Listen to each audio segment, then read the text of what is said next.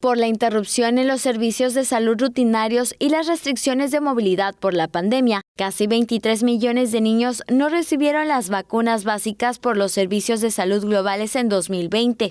El tema tiene especial importancia por la conmemoración de la Semana Mundial de Vacunación que la Organización Mundial de la Salud impulsa para llamar la atención del mundo de la importancia de que las personas tengan acceso a las vacunas. Este año el lema es Larga vida para todos.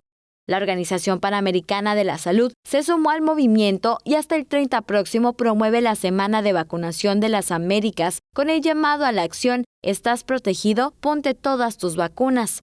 Por la disminución en la cobertura de vacunación, el riesgo del resurgimiento de las infecciones prevenibles por vacunación es una realidad, entre ellas enfermedades como el sarampión, que fue eliminado en las Américas en 2016, la tosferina, la poliomielitis y otras que ocasionan morbilidad y mortalidad significativas en los niños.